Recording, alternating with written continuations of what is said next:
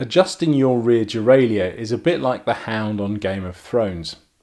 At first glance it will fill you with fear, but once you know what you're doing, it's really a bit of a pussycat. Here then is how to have smooth and accurate gear shifts every time.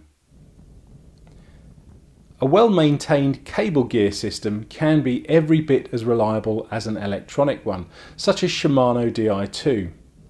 All it needs is a monthly once-over to give you years of trouble-free service. Before any adjustments are made, check the system for damage. Pay particular attention to the gear cable itself. Make sure it's positioned correctly and sitting in its housing. If it looks worn or frayed, replace it.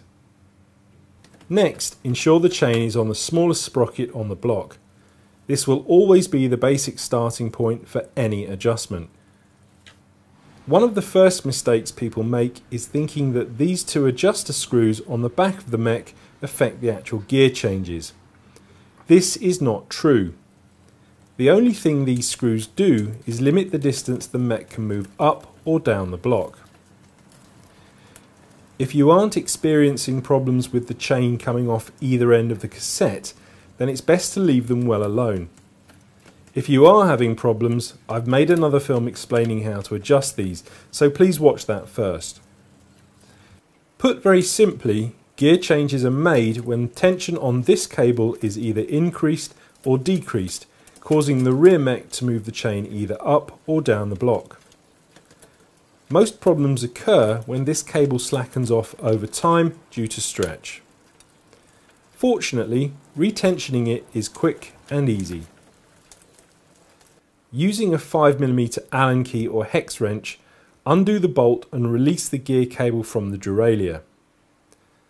Then turn the barrel adjuster clockwise until it's about 3/4 of the way in. This will give you maximum adjustment later. Pull the gear cable tight and reattach. Now start turning the pedals. If the adjuster screws are set correctly, the chain should be moving smoothly and everything should sound nice and quiet. There should be no chattering or sounds as if the chain wants to move up to the next sprocket. If there is, just turn the barrel adjuster anti-clockwise to increase the tension slightly until everything is quiet.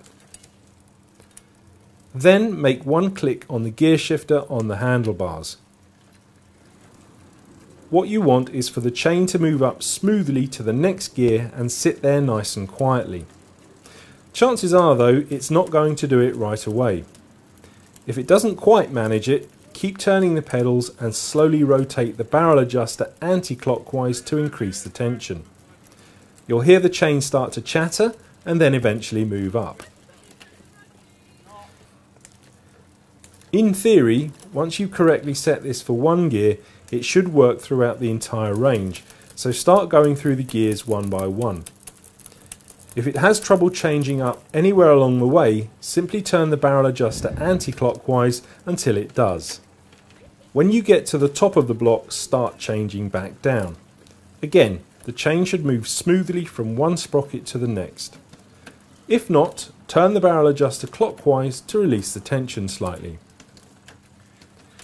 You should only need to go up and down the block a couple of times for everything to work smoothly, but if after several attempts you're still having problems, there may be a larger fault such as a bent gear hanger, and it may be a good idea to visit your local independent bike shop.